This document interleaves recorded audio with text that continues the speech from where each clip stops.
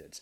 Cryptids are any animals or creatures who are rumored to exist, but there's no hard scientific evidence that they actually exist. So we're talking Bigfoot, we're talking Yetis, we're talking a man on a dating site that's 5'11". Thanks for checking out Cryptids and Comedians, the show where two stand-up comics talk about legendary creatures and mythical beasts the same way we talk about our careers, as if sane people believe they actually exist. I'm Thom Tran. I'm Peter Murphy, and every week we talk about the history, lore, legends, and evidence behind cryptids, mythological monsters, and legendary beasts from around the world. And we crack each other up while we're doing it and go off on tangents about comedy and probably other stuff. To celebrate spooky season, we're dropping the first 4 episodes on Wednesday, October 1st, 2025, and then new episodes every Wednesday. You can find them on your favorite podcatcher or watch the full videos here at youtube.com/@cryptidsandcomedians. Oh yeah, make sure you like, listen, subscribe, and go ahead and tell a friend. Now, here's a little clip from our first few episodes. Let's say Bigfoot is America's mysterious uncle who only shows up drunk at Thanksgiving. Well, when Dingo is a crazy ex who keeps texting you from the woods at 3 a.m. Have you had that happen? Ooh, no, because on the first text, I'll take her back.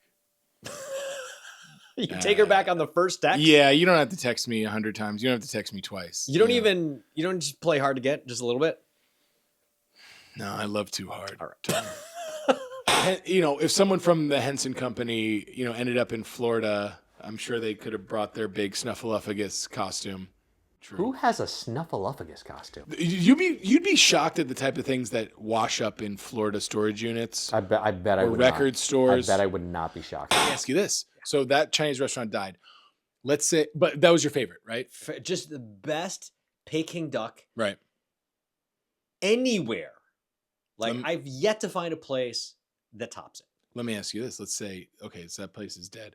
Let's say everybody else there, let's say it's reincarnated, but everyone that works there is a hopping vampire. Do you still go? Do they serve the duck? They serve same menu. Same menu. Same exact menu, just as you remember it. I'm there. You go. Not you a risk question. it. That is you not a risk question. It. You could become like not even a question. They still steal your chi though. Listen, I'm dead inside. Also, I want to put this out there, all right? Mm-hmm. We started this show with the idea of just talking about cryptids, but I think legends, like the one we're going to talk about today, falls into the mysterious, creepy side of things. Ooh. And I didn't want to call the show Creepy Comedians because that... There's enough podcasts like that.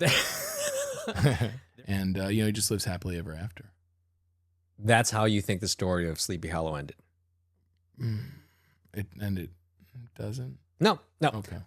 From what I remember, the end of Sleepy Hollow, Ichabod Crane is racing to get across this bridge that the Headless Horseman cannot cross for some reason.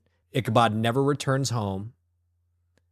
He continues to leap across time, trying to solve other people's problems with the help of his AI companion, Al, in hopes to one day hop back home to... Nope, that's Quantum Leap.